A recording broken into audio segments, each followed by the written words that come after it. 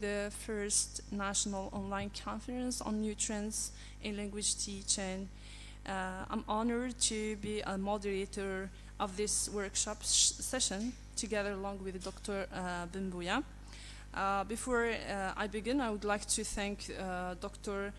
Qassi Fadila for organizing this conference, and also to thank all the organizing committee for making this event possible. So I welcome also all the lineup of speakers who will share with us the different issues and perspectives concerning the English language teaching in Algeria. So without further ado, I give the floor to the first speaker, who is myself, first to present the EFL students as agents of change, the need to foster professional identity in the EFL students through self-awareness and reflective practices.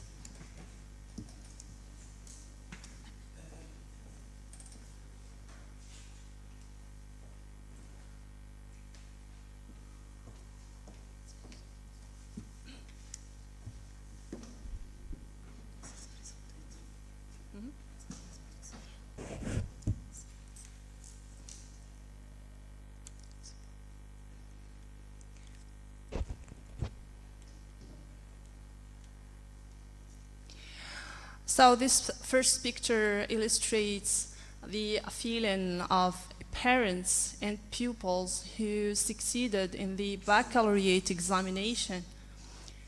And well, as you might see here, these students are overwhelmed with happiness. And it's the same, and this feeling is shared with their parents as they think that their children have paved the way to their success.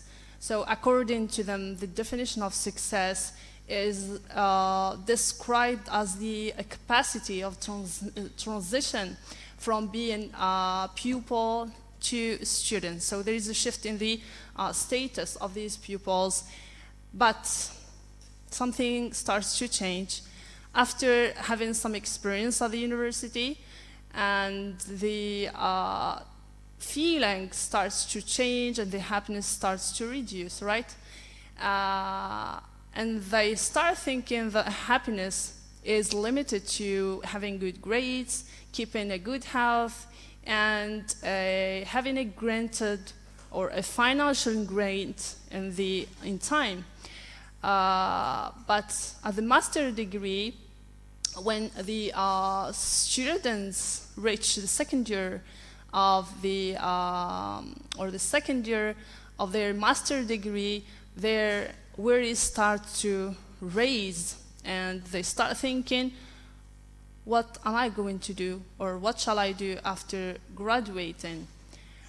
And if you go online through the social media pages, you find comments like, I'm preparing to go abroad, I'm going to have the longest rest in my life, I need to start a new life by getting married, or my children need me, so I need to stay home, and so on. All these comments are very common on social media just after graduating, isn't it?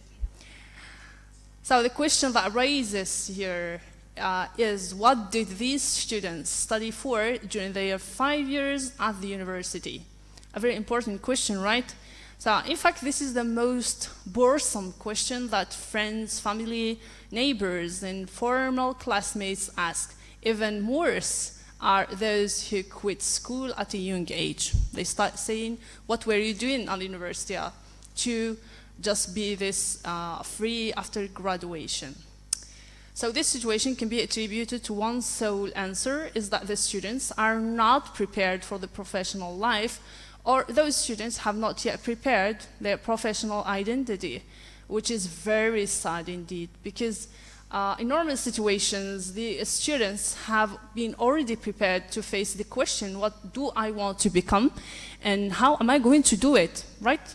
So this situation leads us as researchers to rethink the role of higher education in preparing the students to professional life and their future careers. So in the EFL field specifically, the students think that the only career they do after graduation is teaching, and this is a very narrow perspective in my opinion. So, and this is a result of the students' lack of understanding of the professional roles covered by the EFL specialty and the opportunities it offers. Sometimes, even if they are aware of the different jobs, they have no idea of whether they are feasible or not in Algeria. So even if we have this category of the professions, the vocations that we have in Algeria, but we are not sure whether we can do them after graduation or not.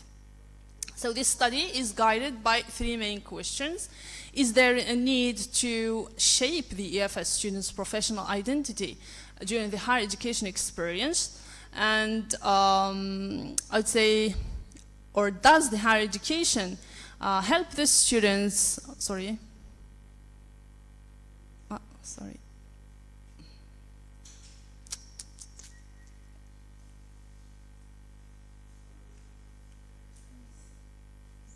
or does the higher education help the EFS students in shaping their professional identity? And finally, what is the role of self-awareness practices and reflective practices in developing the EFL learners' professional identity? So for collecting the required data, we opted for an exploratory study with a mixed method, where we have used a structured teachers' open-ended online interview and a structured students' online questionnaire. The online interview was addressed to the teachers at the University of Béjaïa. Only 10 teachers answered back the questions, and the online questionnaire was addressed to the EFS students or EFL master students, and only 15 students have answered the questionnaire. Concerning the results of this study, more precisely for the first research question, is there a need to shape the professional identity of EFS students during the higher education? There are many aspects that we need to test. This is for further research, but it's important to show them or to showcase them here. From the student perspective, we have asked the students' understanding of the agent of change in society, because this is very important in the professional identity of students. And if they do understand this, it means they have the first step towards shaping their identity. So throughout the open-ended question or questionnaire sent to master students, we have found that they actually have different understandings of being an agent of change in society.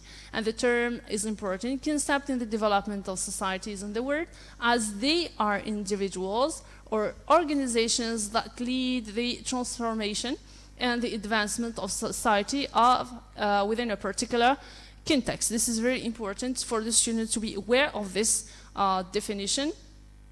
So they have said that, or the students' understanding of the concept of change agent in society reveals around three key elements, which are the skills, their perspectives, and their knowledge. Here are explained their attitude toward these three key elements of the agent of change in Algerian society. For them, all the professions, which is mainly focused on the teaching and teachers, and be teachers in the future. So for them, the teacher gets the skill in order to convince, to support, to guide the students. They have the knowledge in order to solve the different problems in this society. And they have a good perspective in order to guide the students, their future students, or the new generations in the future. It means that teachers, I would say, acquire kind of attitudes and perspective that help them to be very positive in this society. So, as you might see here, all the respondents focus more on, I would say to 91% of the respondents, they focused on the profession of teaching. So, as a conclusion here, from the answers provided, it's clear that the respondents see themselves as future teachers, and teachers for them are a good example of change or change agent in the Algerian society. However, this perspective is considered very narrow because the EFS students have more career opportunities through which they can bring change to the Algerian society. This is very narrow from the student's perspective.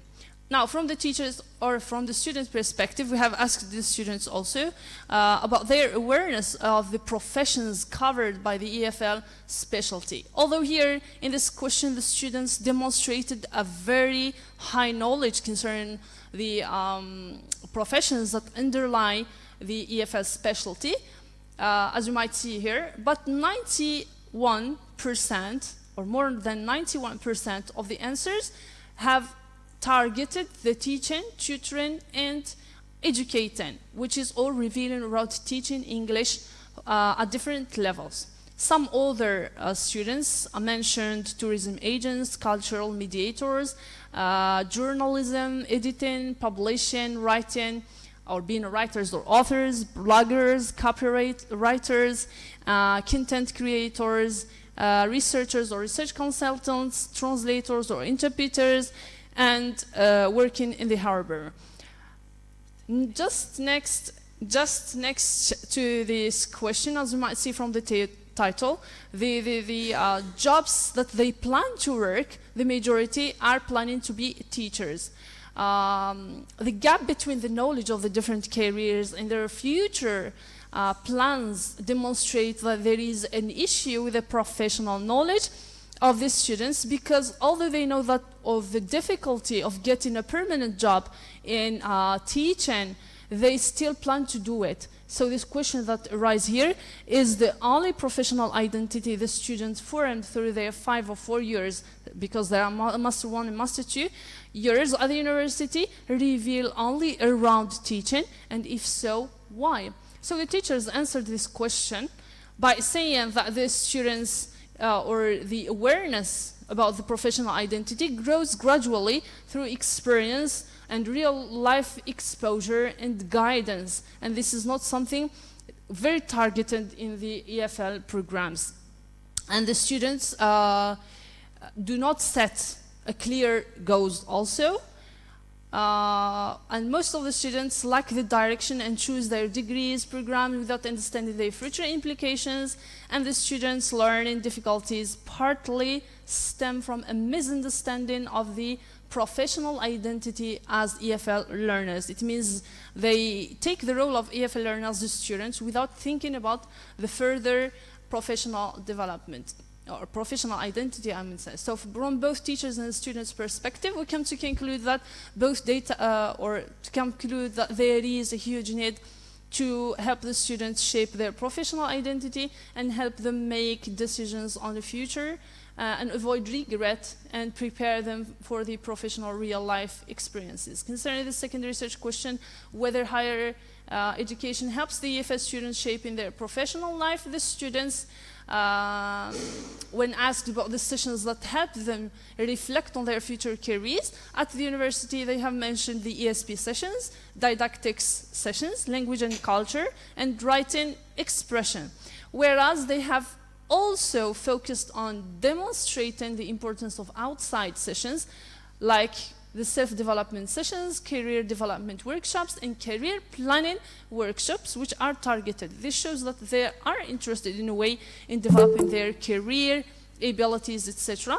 But the content being taught at the university is not sufficient. That led them to prepare it outside the university.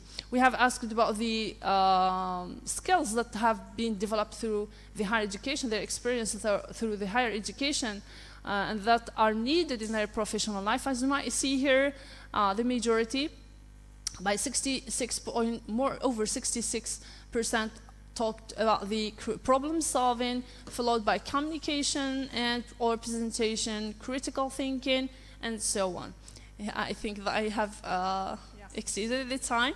So we have asked them about their professional identity.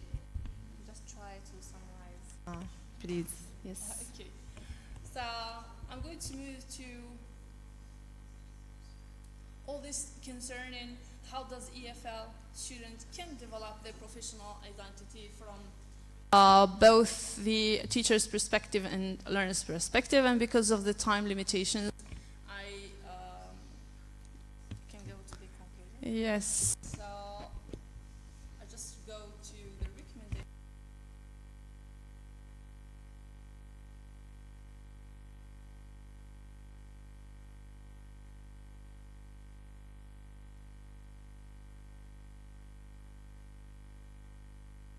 To recommendations here.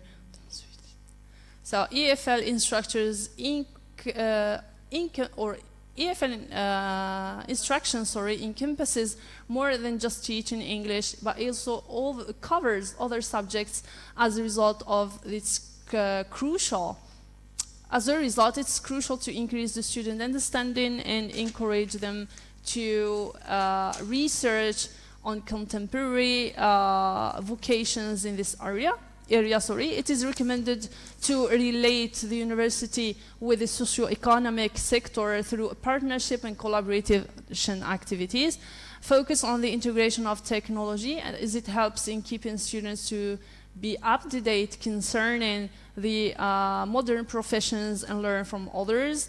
And most importantly, to direct the research activity of Master 2 students towards more practical and more professional issues from different perspectives, not only about the teaching and so on. So as a conclusion here, the purpose of the study was to illustrate how students' roles changed from being graduate students to career seekers.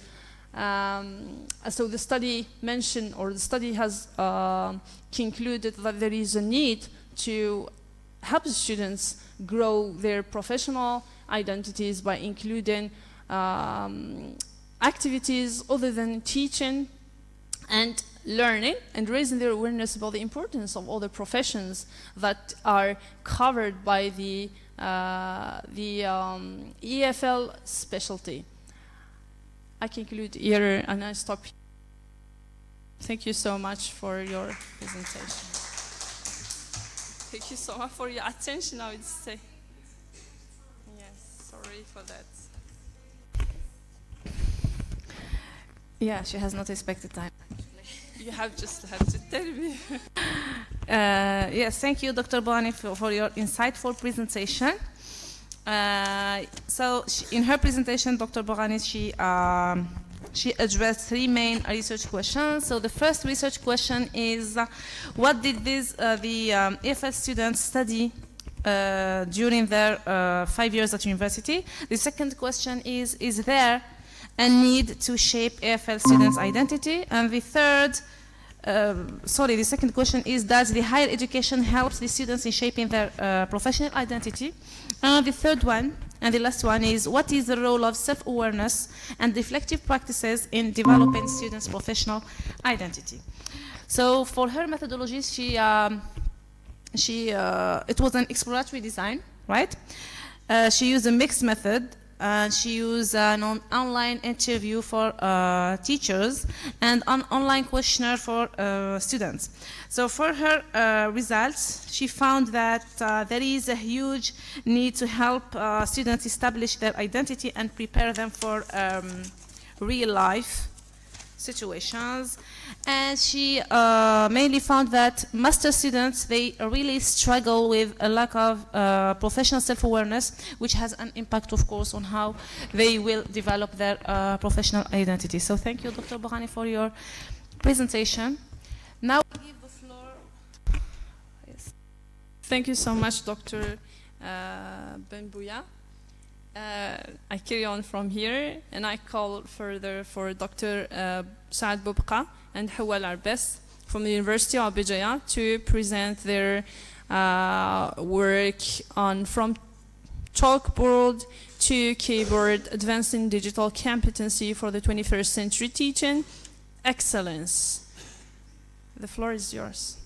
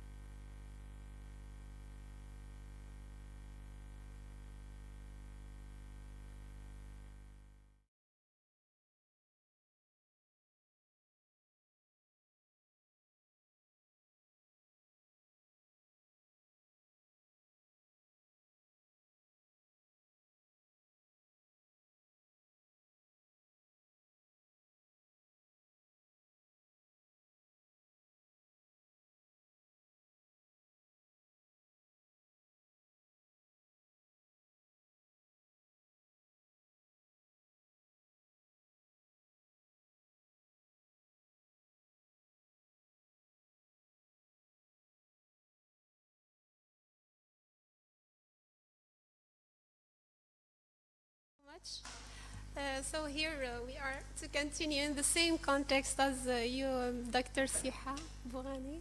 Yeah, so we have asked ourselves the question, what are we preparing these students for? Yes, certainly the answer is we are preparing them for the 21st century, and which needs, in fact, special and more advanced skills. Okay. Yes, this is why we are talking about from chalkboard that we are still using here in our university to keyboard, advancing digital competency for 21st century teaching excellence that we hope to reach by the coming years. Why not? As introduction, the dynamic demands of the modern classrooms require a shift from traditional chalkboard-based instruction to technologically integrated instruction. And as you know, as we all agree, the teachers are the key actors for this shift. Yes.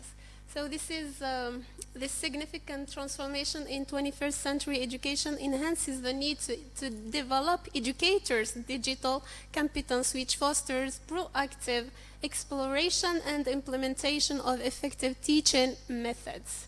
As educational institutions worldwide transition from traditional classrooms to digital platforms, exploring teachers' e-readiness, their perception of integrating technology in teaching, and the challenges they face is primarily important. For our research aims, this study aims at exploring the current state of digital competency among Algerian higher education educators, focusing on their readiness, challenges, and best practices. And more precisely, the study seeks to identify the key digital skills teachers possess, their perceptions of technology in education, and the factors that influence the development of digital competence. Okay, here we have selected the key terms and their operational definitions. For e-readiness, as you already know it, according to Abdul Wahid and all, e-readiness is the degree to which a community is made ready to sustain sustained participation in the digital age. E-learning refers to learning experiences in synchronous or asynchronous contexts using various internet-connected devices such as laptops and mobile phones, according to Dawn on 2020, and digital competence referring to the set of skills, knowledge, and attitudes required when using ICT and digital media to perform tasks and build knowledge. And this is according to Ferrari. Yes, for our methodology, to collect the necessary data and reach the aforementioned aims, an exploratory design was adopted. The study employed a quantitative data gathering tool, which is a questionnaire which involves 11 main questions dealing with teachers' e-readiness, their perceptions, and the challenges they face in integrating technology in their teaching. Yes. So the first question and its discussion. Yeah. How comfortable are you using educational platforms such as Moodle? Yes. So here the figure one it illustrates the participants' responses to the first question. The results indicate that half of the participants said they feel very comfortable using those platforms. Yes, while the other half said that they are somewhat comfortable. For the second question, how would you rate your proficiency in using video conferencing tools? And as you see here in the figure 2, the participants' responses indicate that half of the participants esteemed having an excellent proficiency. Okay, yes, and esteemed having an excellent proficiency in using video conferencing tools, and 38% have a good proficiency, while 13 have a moderate proficiency. And all we say that they acquired proficiency, okay, rating from excellent to low one. This is it. And to what extent do you feel confident designing lessons specific for online learning? Here, the results indicate that more than half of the participants mentioned being somewhat confident. Yes, 25% are very confident, while 13 are not confident. Yes. And do you have reliable access to internet at university and at home? As we all have experience here at university, there is no access, yes, but only at home. And for the fifth question, how proficient are you in creating digital content, videos, interactive presentations? So this figure, or the results illustrate that the participants,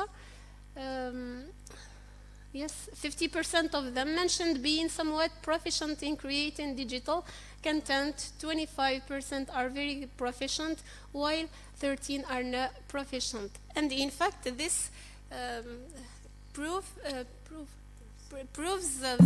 50% of the participants who were very confident and proficient in their use of the technology. I let the floor to Suad, and thank you for your attention.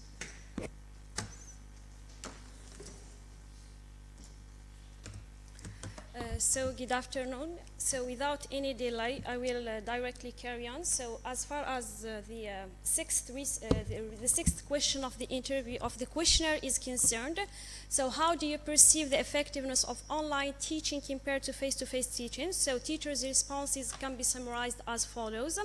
Face-to-face teaching is more effective. Online teaching is full of challenges and issues.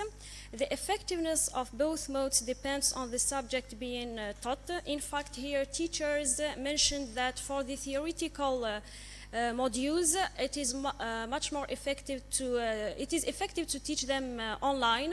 However, for the practical modules, it is better to teach them face-to-face. Learners are not always motivated and engaged in online classes, so online teaching requires careful planning and interactive methodologies to create meaningful educational experiences beyond mere content delivery, and online teaching should not replace face-to-face teaching. So the seventh question, we ask about teachers' enthusiasm about using technology in their teaching, and all the participants said that they are enthusiastic to use technology in their teaching because it facilitates teaching and learning, and it provides new opportunities for learning. Yes. So the eighth question, do you believe that technology improves students' outcomes? So here we have 55% of the participants mentioned that whether technology improves learning or not depends on different factors, while 45% of them said that technology improves learning. So the explanations of their answers are summarized as follows. So for the participants who said that technology improves learning, explain that it does so by encouraging learners' autonomy and offering opportunities to use different tools that suit different learning styles. And for those who said it depends, so they explained that the usefulness of technology depends on the teachers' and learners' digital competence. For the ninth question, what are the common challenges that you face in online teaching? So as you can see here, the biggest challenge experienced by teachers, let's say, is the lack of students' motivation and engagement, followed by academic dishonesty. It means it is very hard here to ensure that students are not going to cheat, especially for the tests taken online or the exams. Then we have internet connectivity problems. This is what we face all the time. Software, then platforms access issues. And then we have software compatibility issues and hardware malfunctioning. So the ninth question here, we asked the participants, teachers, if they have received any formal training on digital teaching methods. And if yes, they tell us about the training. So here we have 68% of the participants mentioned that they did not receive any formal training on digital teaching, while 32 received the training. So here the participants explain that only the newly hired teachers receive this kind of formal training. However, part-time teachers do not receive any training. So I move directly to the discussion of the results. So the results of the study reveal that Algerian EFL teachers hold positive attitudes regarding online teaching. These results are in line with previous studies conducted in the Algerian context. We have Gesseman Senussi 2024, Zikri and Al-Musawi 2024. So besides this, the results indicated that to some extent, teachers possess the necessary digital skills such as managing digital platforms and creating digital content. However, a set of obstacles hinder online teaching, such as technical issues like we have in internet connectivity problems, software compatibility issues, and platform access issues, and pedagogical issues such as assessing learners' participation in online courses or classes, and academic dishonesty and students' motivation. So in agreement, Ben Khidr and Kharbashi 2020, Ronan 2022, and Ben Mansour 2022 reached the same results. As recommendations, so we recommend the organizing regular teacher training programs focusing on specific platform-specific tools, especially for part-time teachers.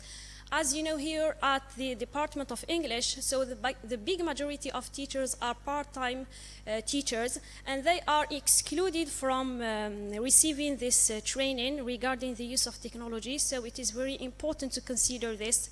I mean, training part-time teachers, investing in improving infrastructure, better internet connectivity. Here, we recommend the universities to have partnership with Algeria Telecom, for example, in order to benefit from better internet connectivity and low costs, let's say, if there is possibility.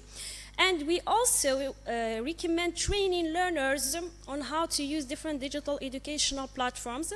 As far as I know, learners are not trained on how to use different digital platforms, involving synchronous online courses to promote face-to-face learning in virtual settings. So most of online courses are asynchronous, so only a minority of teachers host live courses. So we recommend that teachers host live courses to promote face-to-face interaction in virtual settings. We also recommend that policymakers need to study and explore the perceptions of teachers on platforms in terms of their ease to use, to ameliorate them, and so on. Yes. So as a conclusion, this study explored the shift from chalkboard to keyboard in the Algerian higher education context. In particular, educators' readiness, their attitudes towards integrating technology in their teaching, and the challenges they face have been studied. So the result indicated that teachers hold positive attitudes towards technology integration. This is something very important here. An important thing that eliminates what we call techno resistance. Because here at our department we don't have what we call migrant generation. I mean, we don't have too old teachers, so it's something. So among Algerian teachers, besides this, they possess the capacity and the state of preparedness to use ICT in their teaching. Nevertheless, a set of issues have, such as technical and pedagogical problems, may hinder the effectiveness and efficiency of online learning. And importantly, if these issues persist, teachers may develop what we call techno stress. And thank you very much for your attention.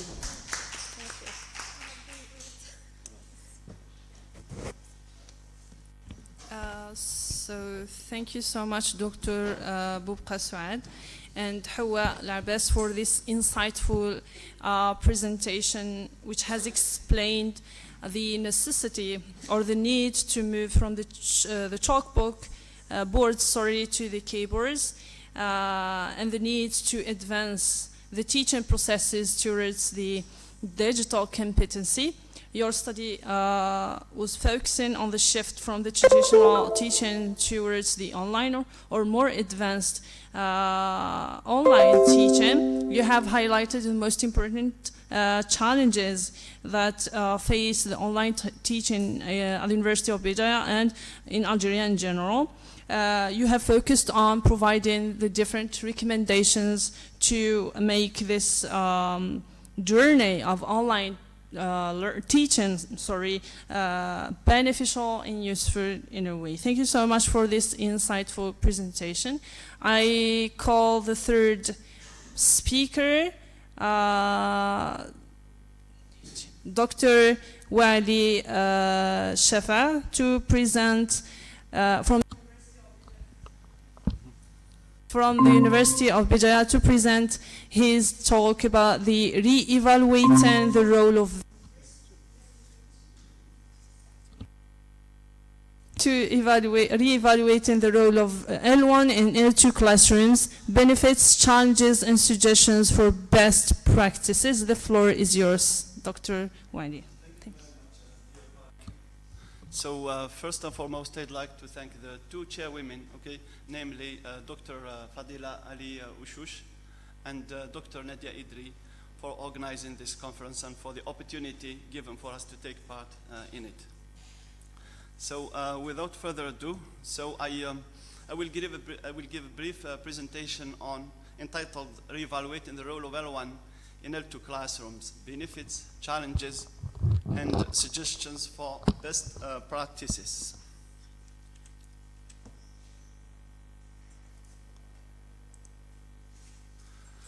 So prior to the 19th century, L1 had always occupied a central and uncontested role in foreign language teaching, as it was incorporated at the heart of grammar translation method, which predominated since classical antiquity. So practically, since classical antiquity, during the Roman Empire, Greek language was taught as a foreign language in Rome, and grammar translation was used. This tradition was perpetuated across the ages until the 19th century. So it took on, so many centuries. So L1 had then a role without any contestation. So since then, the use of L1 fell out of use with the emergence of new teaching methods, such as the direct method by the by the end of the 19th century, the audiolingual method, and communicative language teaching, which called for a demarcation from L1 and advocated the exclusive use of the target language in L2 classrooms. However, in recent decades, classroom-oriented research, with its focus on classroom teaching and learning processes, has led to the resurfacing of the L1 question in L2 classrooms. Accordingly, several studies investigated the role of L1 in L2 contexts through the classroom experiences and views of different teachers and students. This latter orientation has led to two major views or categories. Views in favor of L1 use, positive views, which advocated that L1 should be brought again into the classroom and there is a role for it, and views which excluded any positive effects of L1, and those views are against the use of L1 in the classroom.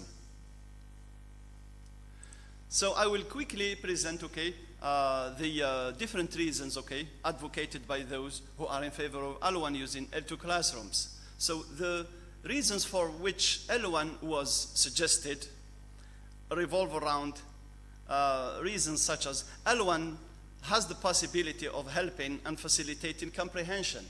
Sometimes EFL students, thanks to the use of L1, quickly understand the learning content.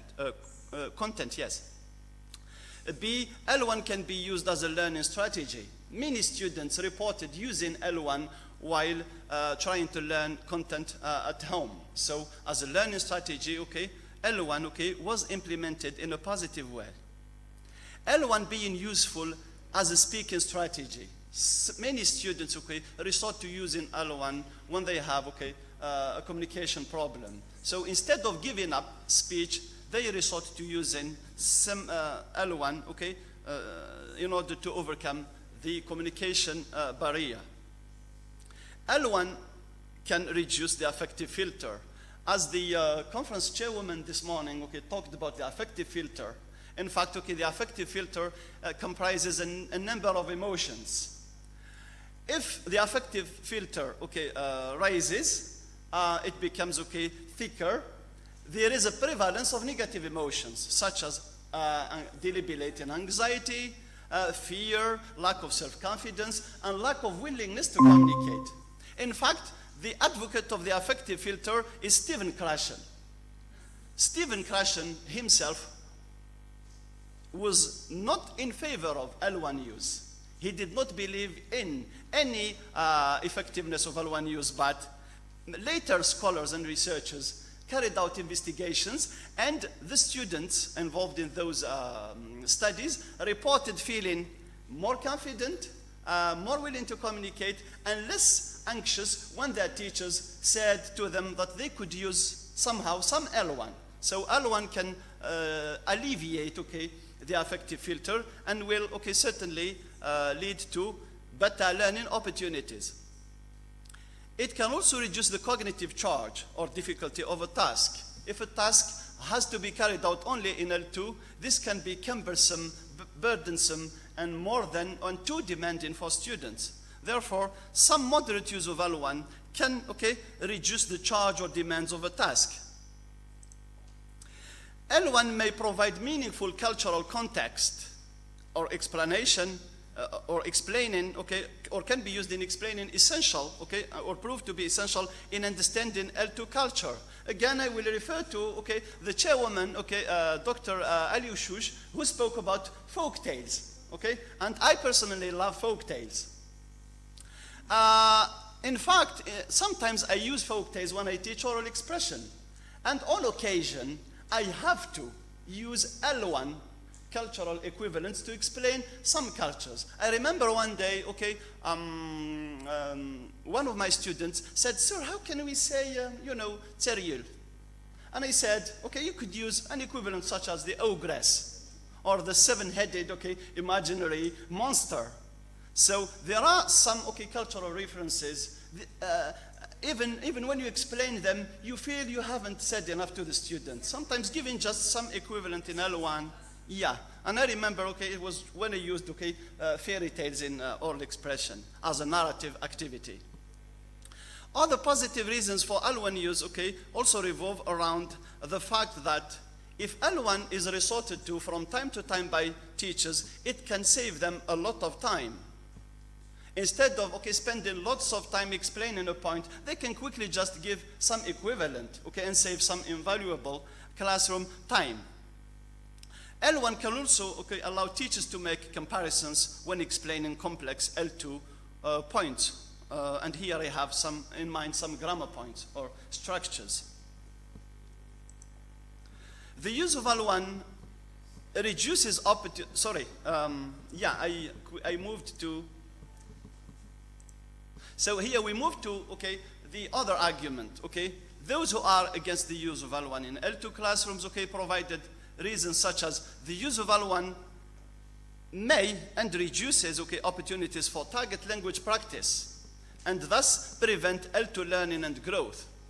Those, okay, are the people who said that when our students, okay, sometimes we design activities, okay, with the purpose of obliging them to communicate in the target language, but students, okay, resort to using, okay, the L1, and in doing so, the opportunity to learn is lost on them. And sometimes students mistakenly think that the importance of behind doing the task is who finishes first or who finds, okay, the answer.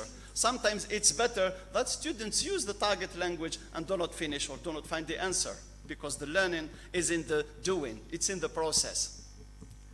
The use of L1 prevents learners from discovering their specific gaps of knowledge in the L2. Again, when a learner tries to do something, okay, when learning, he or she encounters a problem. That problem can be used as a learning opportunity if some target language use, okay, is made of. Whereas if learners, okay, resort to doing it in L1, this will not, okay, allow students to discover their specific gaps. The best example for this is when you give some time for students to prepare something like a role play.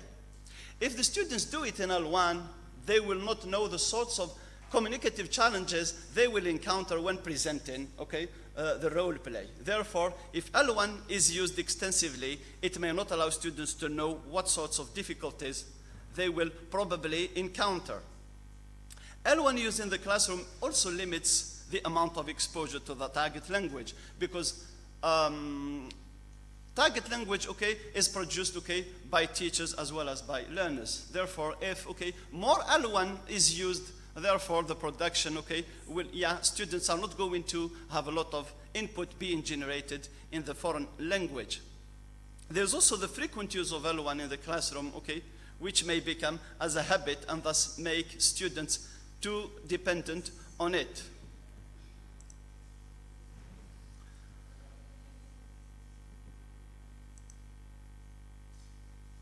So, okay, I will try to give a number of implications and suggestions for, okay, best classroom practices as far as L1 use in L2 classrooms, okay, is concerned. And I will try, okay, to highlight, okay, the challenges that, okay, are faced when trying to remove L1 from the classroom. First, we need to ask ourselves, okay, to what extent can we completely remove the use of L1 from L2 classrooms? Should we remove it completely? Is it preferable to remove it completely, or is there a role, okay, for L1 to play in our L2 classrooms? The first thing that comes to mind is that, okay, the heterogeneous nature of L2 classrooms, which unites bilinguals, multilinguals, learners, and teachers, implies that the use of L1 cannot be completely removed or phased out of it. It's in the heads of the learners, and we will probably never succeed in completely, okay, removing it, okay, from our classes.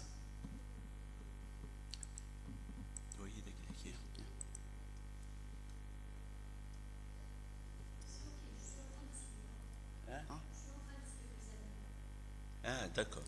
Ah. Ok. Vous voyez, hein? Le début, oui. So as I was saying, okay, the heterogeneous nature of L2 classrooms, okay, which, okay, unite, okay, bilingual students and teachers and multilingual students and teachers in our case, because we speak, okay, more than 2 languages, okay, implies that, okay, L1 is in the, okay, the minds of learners and teachers and will probably always be there. And therefore, okay, phasing it out completely may not be possible. The second reason, okay, the second thing is that L1 use should not be completely removed from L2 classrooms, probably because there are many positive roles for L1 to play in our L2 classrooms, and the healthy use of L1 is therefore to be maintained for this reason. The diverse needs of L2 learners, together with their differences in L2 proficiency levels, may make L1 use more needed by some relatively less linguistically advanced learners. Maybe it's possible, okay, for some learners to do everything in the L2, but for their less linguistically proficient peers, they may need to use some of it. And this is another reason why we will probably not be able to remove it completely. In order to effectively benefit from L1 use in the foreign language classroom, teachers can train L2 learners on how and when to use L1 when learning. So rather than not allowing students to use it completely, or rather than not acknowledging its existence, it would be better if we try to contain it and to use it in a more positive way. Providing trainers with instruction or providing training to the teachers on bilingual strategies and how to effectively deal with L1 in L2 classrooms will greatly help establish an effective use of it. Maybe even teachers, okay, need some strategies in order to cope with, okay, this, okay, classroom reality. Helping students make linguistic and cultural comparisons can also turn out to be an effective way of harnessing L1 in L2 learning contexts. Example we may teach, students, deceptive cognates or, false friends. We all notice that some, linguistic interference in a negative way occurs, and therefore, we should do something in the form of, making comparisons. For example, sometimes I hear students say, sir, can I assist? They want to say, may we attend with you?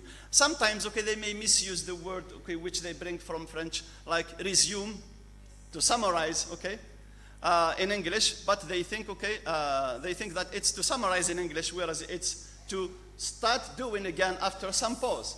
So there are some strategies which can be implemented in order to, try to make the use of L1 more positive. In conclusion, it seems convenient to say that though the use of L1 offers several advantages for teachers and students alike, it has to be made use of in a moderate, intelligent, and pragmatic way. And that, teachers and students should remain cautious and cognizant of its possible negative effects. Last but not least, the use of L1 needs to be seen as a short-term goal while moving towards the long-term objective of developing L2 students' communicative competence as well as performance. And I thank you a lot for your attention.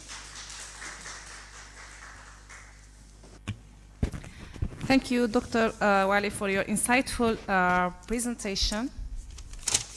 So in his presentation, Dr. Wali has addressed, he has inquired into reevaluating the role of L1 in an L2 classroom, benefits, challenges, and suggestions for best practices. So he has given an insight about the views in favor of L1 use in an L2 classroom and views against the use of L1 in L2 classroom. So he provided some suggestions for best practices, such as the L2 classroom in nature makes it obvious that we cannot remove the use of L2, the mother tongue L1, we cannot remove it completely in an L2 classroom. L1 use should not be completely removed from an L2 class because of the many positive roles that L1 provides for both learners and teachers, but mainly learners. Yes, the diverse needs also, that is the individual differences of learners. We have learners who are linguistically competent and those who are maybe less linguistically competent.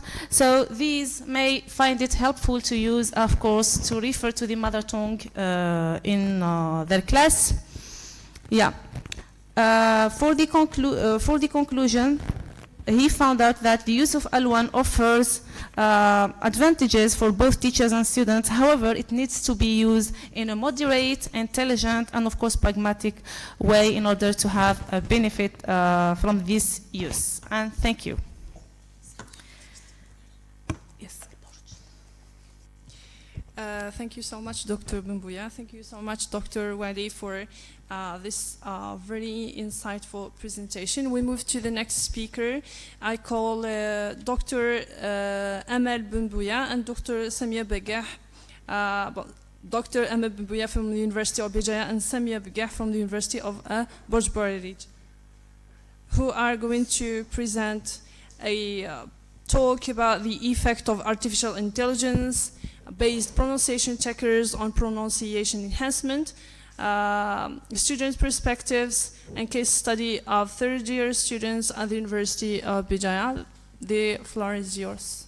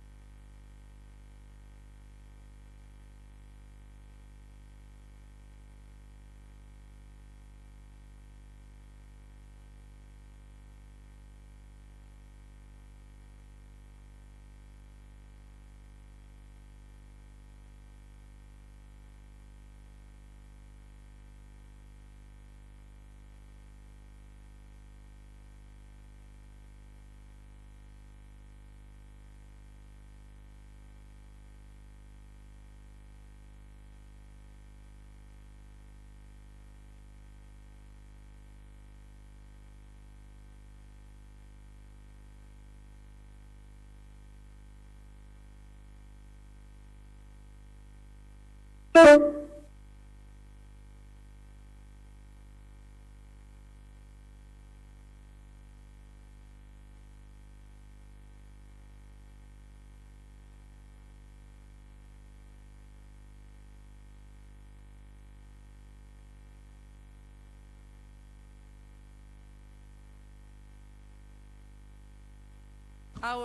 presentation is a co-author presentation, actually, so by Dr. Samia Bgah from University of Borj Barij, and but of course for some her personal circumstances she cannot be here, so I will be presenting. The title of our presentation is The Effect of Artificial Intelligence, the AI-based pronunciation checker on pronunciation enhancement from students' perspectives. So we go to the introduction. The ability to speak and write or produce language is categorized as productive competencies, while the ability to receive information or input is categorized as receptive competencies. However, speaking becomes the initial ability noticed and assessed during communication. So the first thing people pay attention to when speaking is mainly pronunciation. Harmer, 2007, reports that pronunciation, or the way we produce words, is the first noticeable thing detected by the hearer. Therefore, incorrect pronunciation hinders the flow of communication and leads to communication breakdowns and misunderstandings. Therefore, EFL learners really need to pay attention to their pronunciation for an effective and successful communication. Recent research showed that the use of technology such as we have Aditya 2016, Gilak Jani 2018, Fatira and Utami 2019. They said that the use of technology could improve students' pronunciation, and it is important to be integrated into teaching foreign languages as an effective complementary tool. Accordingly, the present study aims at investigating students' attitudes towards the effect of the AI-based pronunciation checker on their pronunciation accuracy and enhancement. So we have two research questions.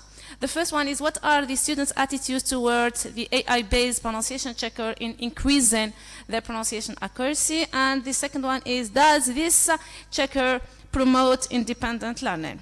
So for the aims, we have these two aims, that is students' attitudes towards this AI tool, whether it helps them in enhancing or improving their pronunciation, and whether it helps them in promoting independent learning. So for the population, the sample of the study, the participants of the study are Master 1 students, 30 students from Master 1. The method and the study design here, it's an exploratory design. We opted for a questionnaire to these students, that is 30 Master 1 students. So I go to the results. So for the question 1, we have, do you believe that the AI pronunciation checker gives opportunity to enhance your pronunciation accuracy? So as we see here, most of the participants, 70%, they said that they believe that the AI pronunciation checker helps them to improve their pronunciation. However, the rest of the participants, we have 30%, they said that the AI pronunciation checker does not help them in improving their pronunciation. Yes, so for the explanations for those who said yes, that is, it helps them, they said that, here I quoted what they said, these are direct quotes. So by checking words pronunciation, I learn about the words which I do not know how to pronounce. It helps us develop an understanding of pronunciation. It helps students know the accurate pronunciation and correct the wrong one. It can indeed improve pronunciation accuracy, that is this AI application, but it does not always provide accurate pronunciation. So we have to check with different applications. This is what they said. Now for the second question, do you believe that this application can support independent learning? So most of the participants, 77, they said that yes, the AI checker does support independent learning, whereas the rest of the respondents, 23%, they said no, it does not support and it does not help in improving independent learning. The students' explanations for those who said that yes, it does support independent learning, they said AI pronunciation checker, I summarized them. So AI pronunciation checker helps in providing feedback, hence the ability to identify one's mistakes and correct them. It allows students to practice at their own pace. This application can be used by novice learners of language to learn about words pronunciation. The AI application features provides learners with practice opportunities, therefore being able to take charge of one's own learning. The third question, do you believe that this application can decrease your anxiety towards pronunciation learning? Here, most of the participants also, that is 67%, they said they believe that yes, this pronunciation checker makes them feel less anxious towards learning pronunciation. However, 33% they said that it does not make a difference. It does not help them, it does not lower their anxiety. The fourth question, so do you think that students need to use this application to enhance their pronunciation accuracy? Here we have like most of the participants, 57. They said that it is important for students to use this application to enhance their pronunciation. However, 43%, which is also an important number of the participants, they said that students do not need to use this application to help them learn about pronunciation. Yes, so go to the conclusion. So the chief goal of the study was to explore the students' attitudes towards the effectiveness of the AI pronunciation checker on enhancing their pronunciation. So the analysis of the obtained data revealed that most Master 1 students hold positive attitude toward the AI checker in improving their pronunciation. Moreover, the study indicated that this application supports and promotes students' independent learning. And these are the references, and thank you for your attention. Thank you, Dr. Benbouya, for this very concise presentation, where you have highlighted the importance of the pronunciation within the 21st century's EFL education. You have put focus on the importance of the pronunciation AI checkers on enhancing the pronunciation accuracy. Not only this, but also how do these assistants help in promoting the autonomous and independent learning of pronunciation. Thank you so much. I move forward to the next speaker. I don't know whether she is with us online, Dr. Jihan Malit.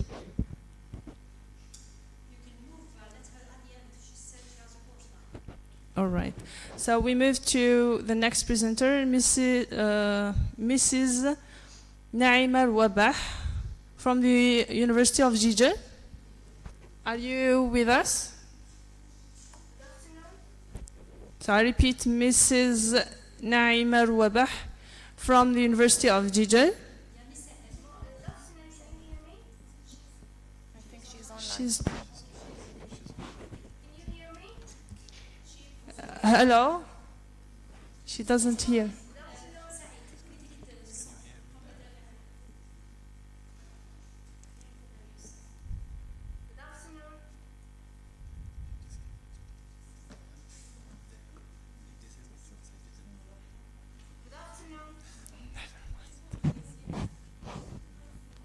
Hello. Can you hear me? Yeah.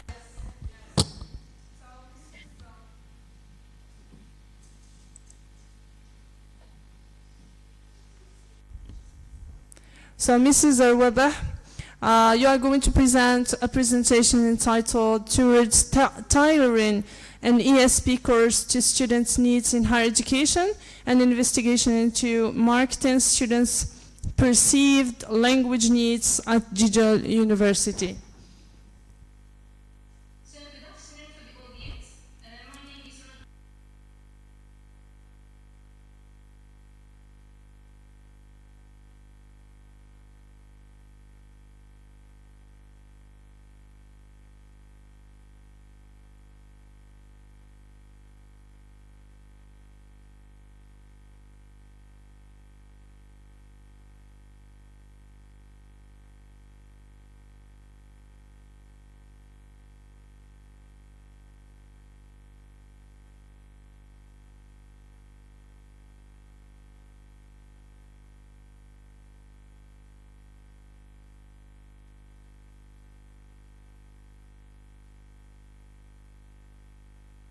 Yes.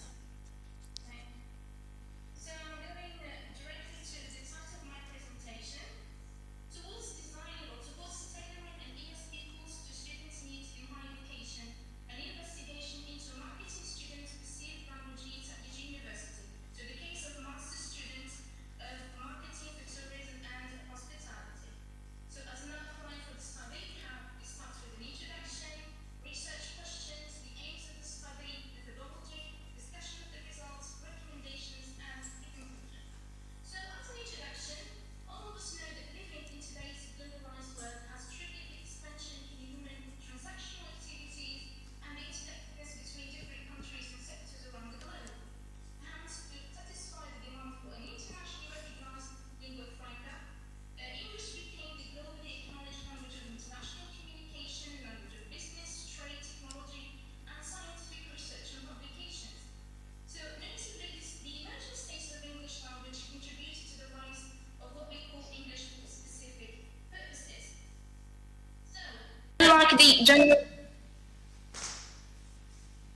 Unlike the general form-based language teaching tradition, the ultimate goal of ESP teaching is to question the needs that lie behind undertaking an English language course.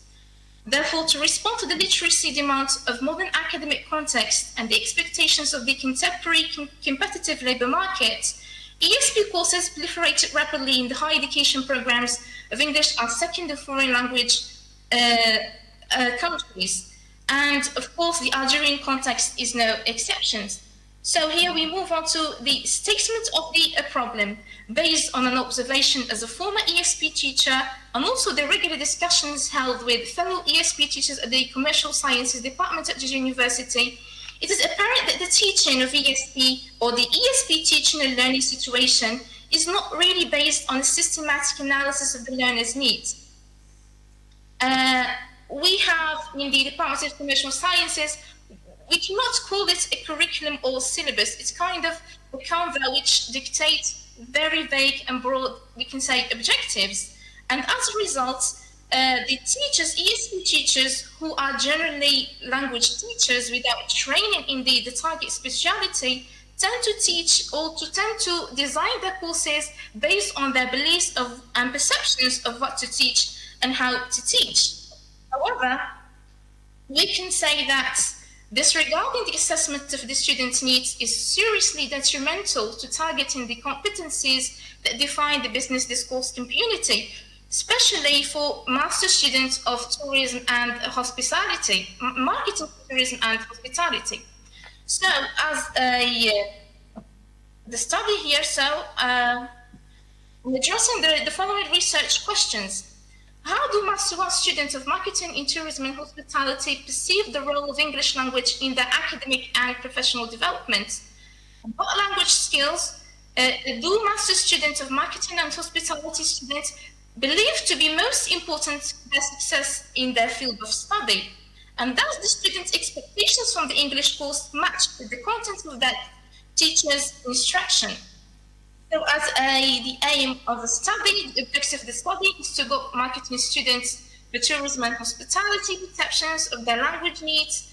And also, the study is an endeavor to guide future ESP teachers in designing their courses based on the findings of the current needs assessment, through uncovering the relevant skills that students need to develop in order to satisfy the expectations from the ESP course. As a methodology, I have targeted, as I've already said, the master degrees who are specialized in marketing, tourism, and hospitality program. In addition to that, an interview, the research instruments, we have here a questionnaire for the student, and also a teacher's interview. I'm going to go directly to the results. Start with the results of the teacher's interview. Actually, I have asked the teachers two main questions. The first one is, what are the language skills that they tend to focus more in the teaching of English for specific purposes? And also, what are the challenges they face when designing their ESP courses? So we have, as a summary of the findings, we can say that the teachers at the Department of Commercial Sciences tend to focus on teaching field-specific vocabulary and translation activities. In addition, I have deduced from the responses that there is a total negligence of the teaching of productive skills, namely speaking and writing.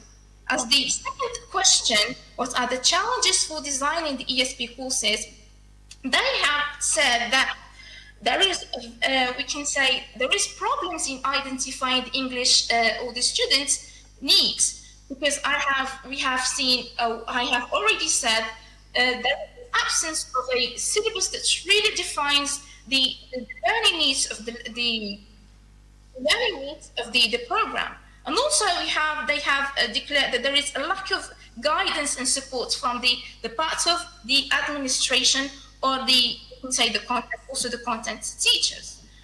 The results of the student questionnaire, the overall results obtained from the needs analysis questionnaire assert that the students' interest in learning the English language Although the majority of the participants' self-evaluation of their overall language proficiency level wavered from very weak to average, we have the overwhelming majority of their responses demonstrated their awareness towards the importance of effective communication skills in modern job markets. More particularly, the total number of participants answered or they prioritized communication in future career as the driving motive for learning English.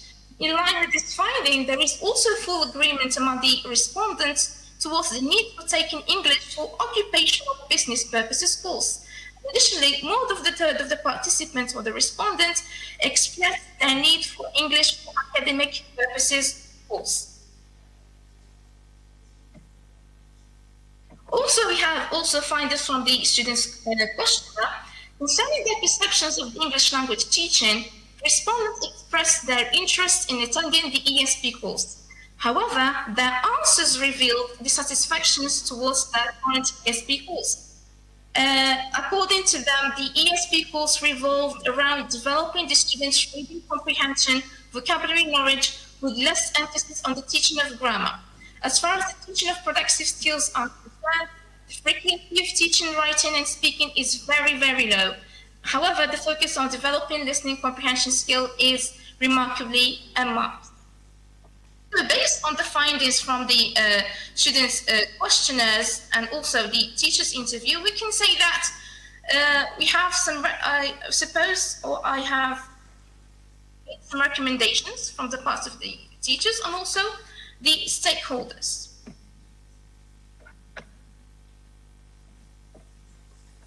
So in an attempt to better enhance the quality of ESP teaching and at the territory level, the present study investigated the needs of third-year students of commercial sciences, the marketing students commercial sciences, perceptions of business, English teaching at the University of Gijón.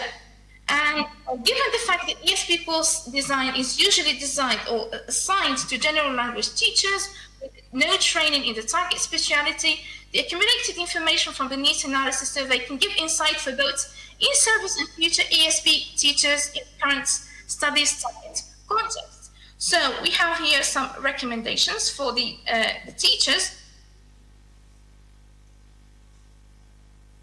Teachers are recommended to train marketing for tourism and hospitality students on professional communication skills. When we say professional communication, we are here trying to focus on speaking and spoken and written communication skills. In spoken communication skills are really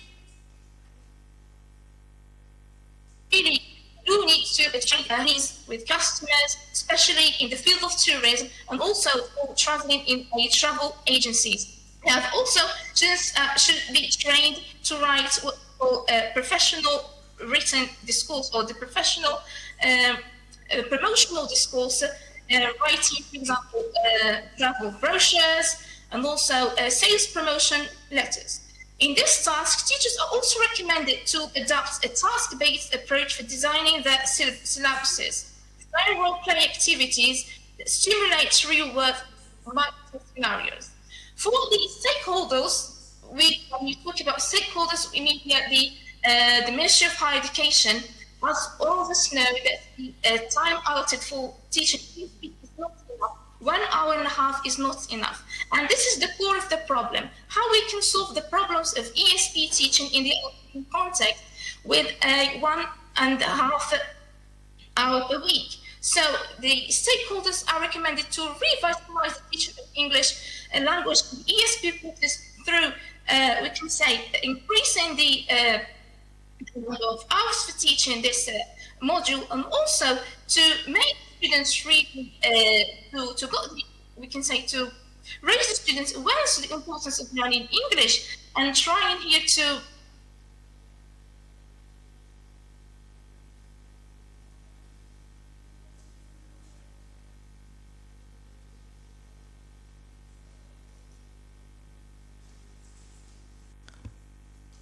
Hello, Mrs. Rawabah, are you listening?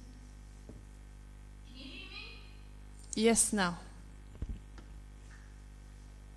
I'm sorry, so my internet connection is not stable. Never mind. Try please to conclude because time is run. Thank you.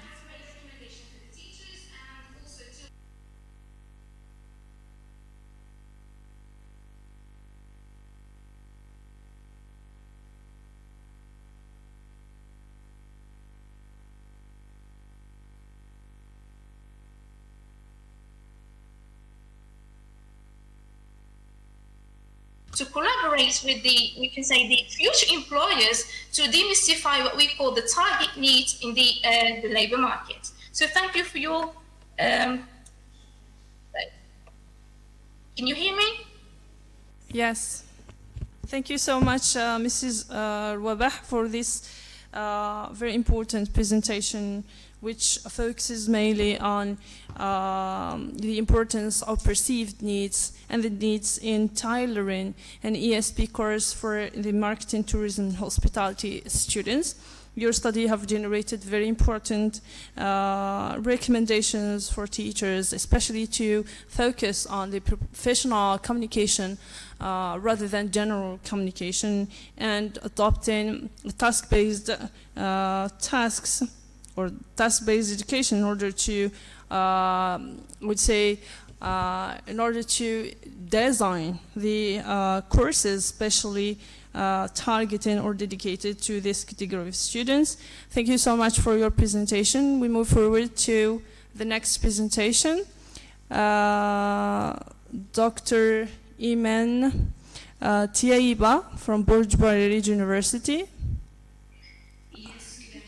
Good afternoon. So, dear colleague, you are going to present a presentation entitled Language in Healthcare, English Needs Analysis for Nursing Trainees in Vocational Schools. Are you ready? Yes, I'm ready. I'll start by sharing my screen. Can you see my screen? Not yet.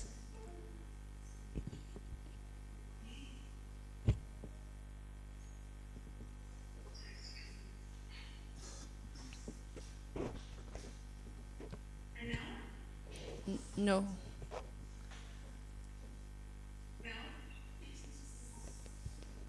It is not. Not yet. Yes.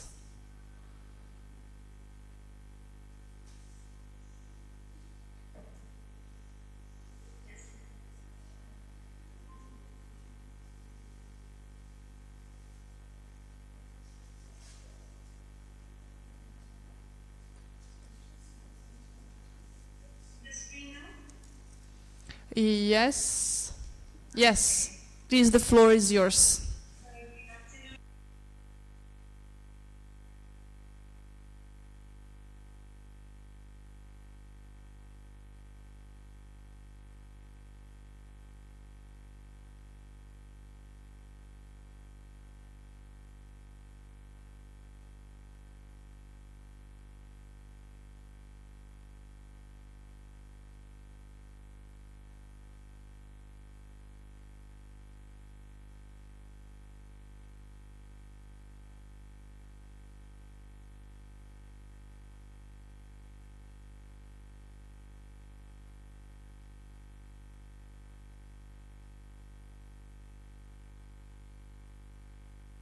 I'll start by an introduction, methodology, results and discussion, and then I'll end with a set of recommendations. As an introduction,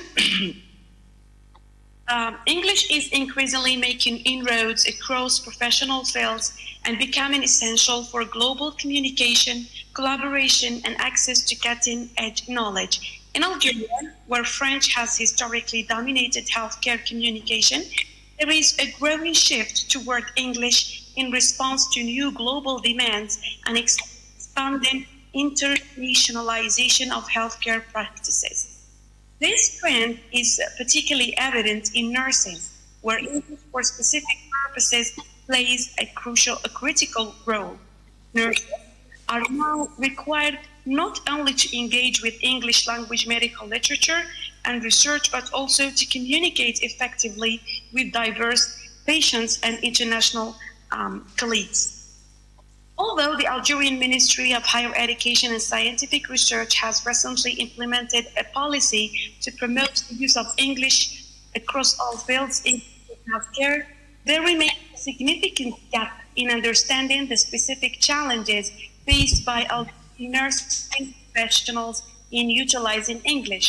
This policy has led to an increased demand for English for specific purposes in various professions.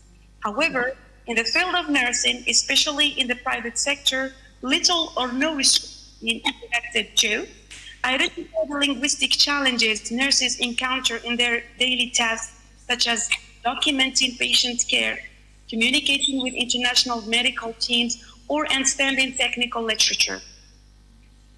Explore the specific language needs of nurses during emergencies, such as working with foreign medical staff during disaster or international crisis. And we name here the case of the Turkey earthquake, where the Algerian government sent some teams to help in this disaster, or in the case of the war in Gaza, when some medical staff visited Gaza to help in curing the injuries, and they reported they really faced some trouble in communicating, mainly in using the terminology. The third point is assess how the lack of English proficiency impacts their ability to provide high-quality healthcare and engage in professional development opportunities. The lack of research has resulted in a gap between policy initiatives and practical implementation, leaving nursing professionals underprepared to meet the demands of a globalized healthcare environment.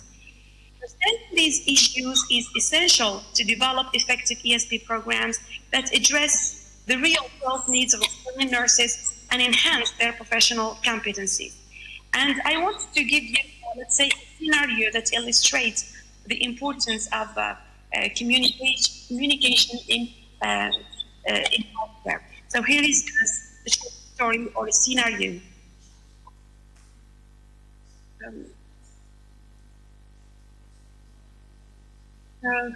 The voice. I just want you to listen to the story at the same time.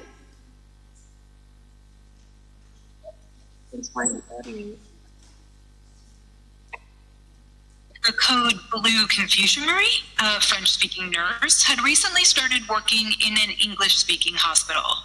During her training in France, acronyms like AVC, accident vascular cerebral or stroke, and cell service deck wheel disurgences emergency department were commonly used. However, unfamiliar with the English equivalent, one evening, a patient in the IQ suddenly went into cardiac arrest. Over the intercom, the charge nurse shouted, "Code blue in room 6, code blue, Marie." Hearing the term for the first time, froze. Code blue? She thought. Is this like blue in French, meaning blue? What could that mean in a medical sense? Thinking quickly, she decided it must be related to a hypoxic patient turning blue.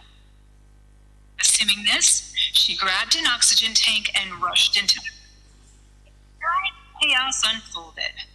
The team was performing CPR while the doctor barked instructions.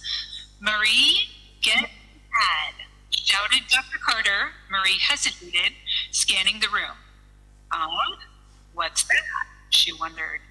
In France, she knew the term dia defibrillateur externe automatique. She grabbed a nearby device that looked like a defibrillator and handed it over, Doctor. Carter glanced at it and frowned. "This is a portable monitor, not the ad. We need the defibrillator." By mistake, Marie quickly found the ad and handed it to the team. The delay was brief, but in emergencies, every second counts. After the patient was stabilized, Dr. Carter approached Marie. "Marie, what happened back there?" he asked. "I'm so sorry," she explained. "In France, we call it a dia, not an aid, and code blue was completely new to me." Dr. Carter smiled kindly. Language and acronyms can be tricky, especially in emergencies. Let's go over some key terms together. You're a great nurse. We'll make sure this doesn't happen again. From that day, Marie made it a priority to familiarize herself with English medical acronyms, ensuring she could confidently respond in any crisis. So this is just an illustration of a scenario where why it's important to learn the terminology that are used internationally, especially with the prevalence of English. Now, why language for healthcare? So the study is important in order to enhance communication, ensure that nurses can effectively interact in healthcare setting, tailoring curriculum that aligns English training with nurses' professional needs, boosting employability, to expand job opportunities internationally, supporting professional growth, adapting to globalization, fulfilling institutional goals, bridging language gaps, and supporting cultural competency. Now, review of the literature, as we all know that English for nursing purposes is a specialized subset of English for medical purposes, and it focuses on language use in academic and professional nursing context. The key communication tasks are clinical uses of English, which may include reading, writing emails, presenting in meetings, and patient communication. Academic tasks may involve also reading textbook, journals, interpreting medical data, and so on and so forth. For teaching of English for nursing purposes, it emerges to tailor English courses to meet specific needs of nurses. Now, the operation of language tasks, both clinical and academic tasks, are crucial and independent. Now I move to the aim of the study. So this study aims to conduct a comprehensive needs analysis using a questionnaire and a focus group discussion as major tools to examine the English language requirements of Algerian nurses in relation to their present target and learning situation. Specifically, the study 6.2 with the 3 dimension of the needs analysis. The present analysis to identify the current English language proficiency levels of nurses in a vocational school in Borj Baradij, explore types of English they currently encounter in their professional and academic context, assess the challenges and difficulties they face when using English in their existing roles. For the target situation analysis, determine the specific English language skills required to perform effectively in target professional situation, identify the linguistic and communicative demands of international collaboration, and the expectation and desired outcomes of English uses in future roles or professional advancement. For the learning federation analysis, it is to investigate the preferred learning styles, methods, resources for nurses to improve their English skills, identify the challenge-based courses for language training programs, and explore the contextual factors like type of trained, institutional support, and so on. By addressing these 3 dimensions, the study aims to provide a holistic understanding of the language needs of Algerian nurses and inform the design of effective and contextually appropriate ESP programs tailored to professional realities.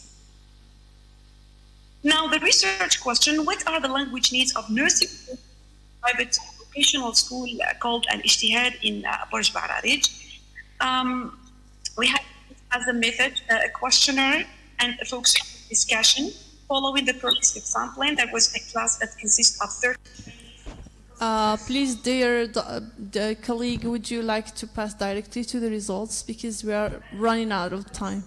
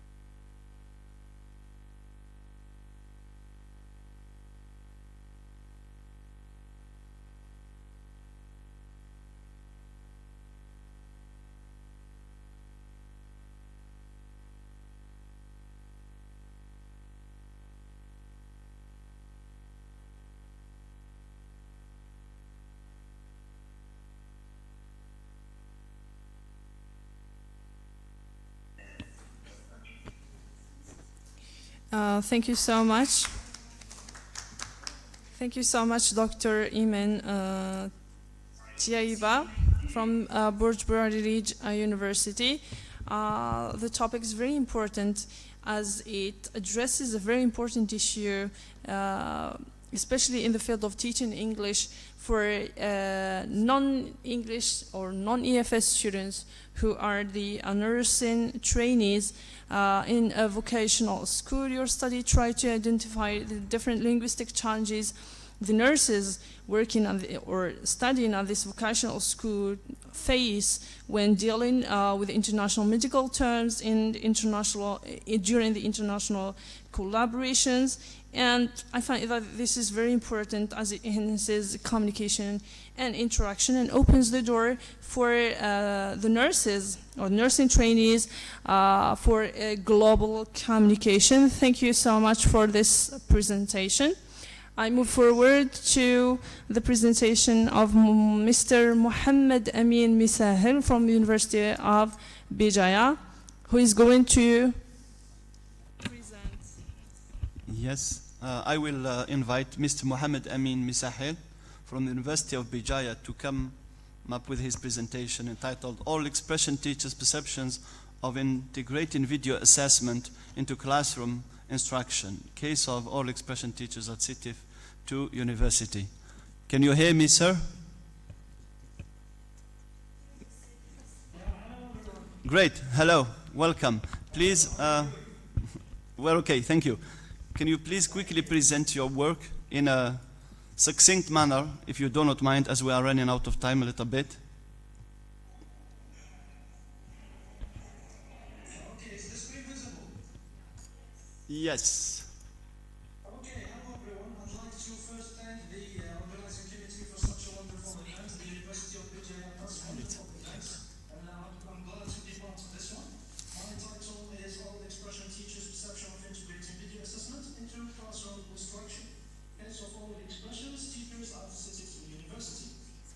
So for the introduction, in the contemporary educational landscape characterized by rapid technological advancements, video technology offer promising shift in assessment practices. Despite its widespread use in in everyday life, the transformative potential of video assessment within educational setting, particularly in the case of oral expression, remains largely unexplored. Accordingly, traditional methods of such assessment often rely on subjective observation, maybe just paper-based assessments, which is not always viable in an oral session. Accordingly, traditional methods, by providing concrete visual evidence of student performance and assessments, facilitates such form and objective and comprehensive evaluation, ultimately reducing teacher workload and ensuring accuracy. As of such, we ask the following questions. What are the perception of our teachers at the CITIF 2 University regarding integrating video assessments? What do these teachers perceive as the main benefits and challenges of using such technology? And how do these teachers perceive the impact of such assessment on students' outcome and learning? Integrating of video assessment into classroom has emerged as a transformative approach, offering education innovative tools, also objectivity and ensuring accuracy. Video assessment provides opportunities for learners themselves as well for self-reflection and peer feedback. Teachers can create a more inclusive learning environment where students from diverse backgrounds help or feel empowered to participate. The recorded nature of the video allows for repeatedly practice and personalized feedback, and integrating such aspects enriches the educational experience. As for our methodology, the study is a qualitative research approach utilizing an exploratory research design. The population covers university teachers teaching oral expression module, N equals 4. Data collection, we've relied on a workshop implementation to help these teachers know more about the video assessment as a strategy, and a structured interview following the workshop. Based on the works of Park 2023, 10 items divided into major categories such as video assessment, challenges, benefits, affordance, and future opportunities.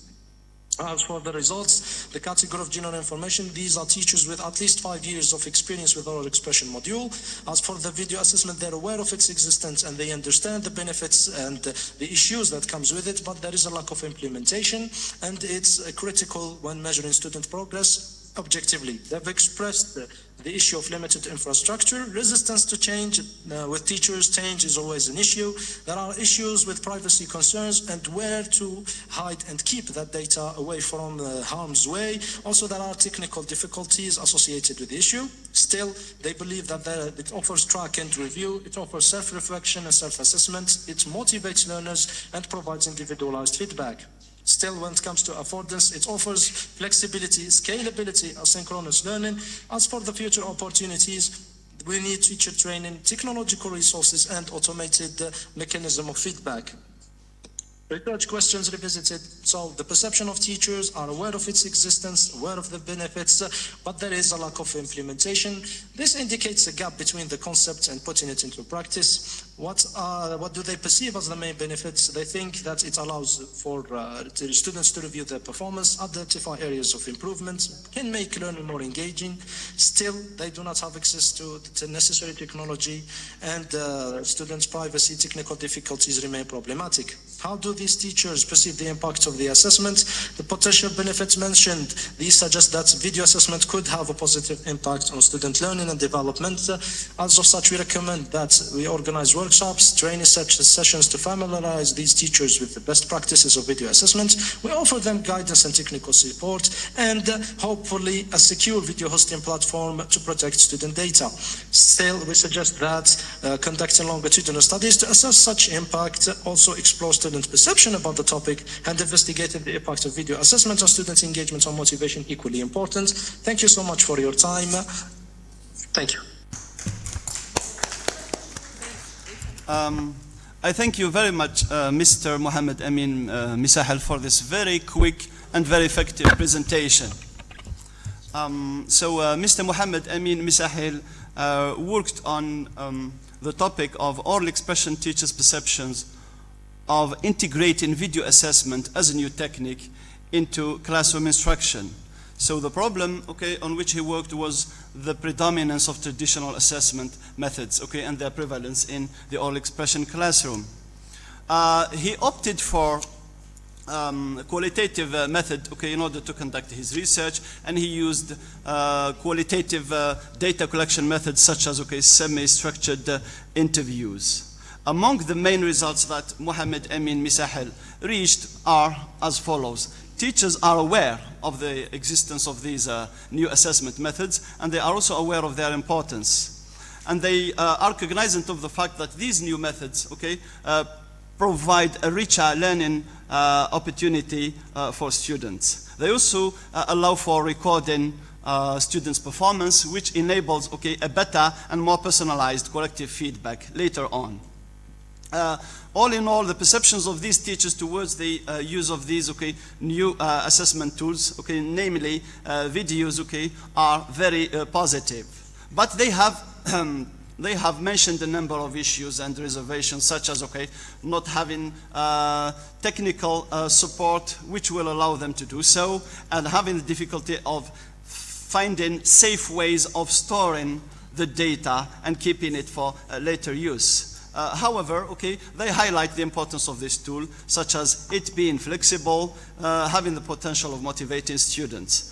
As recommendations, Mr. Misahel suggests, among others, the organization of workshops, training sessions for teachers, providing guidance and technical support, and he also recommends that these new methods be assessed in order to determine, their effectiveness in the teaching of oral expression.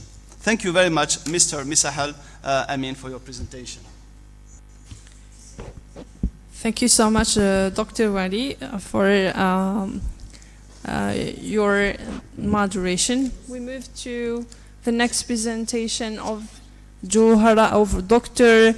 Johra Ulefki from the University of Bijaya. She's going to present a presentation entitled Literature as a Crucial Medium for Language Teaching, Advantages versus Drawbacks.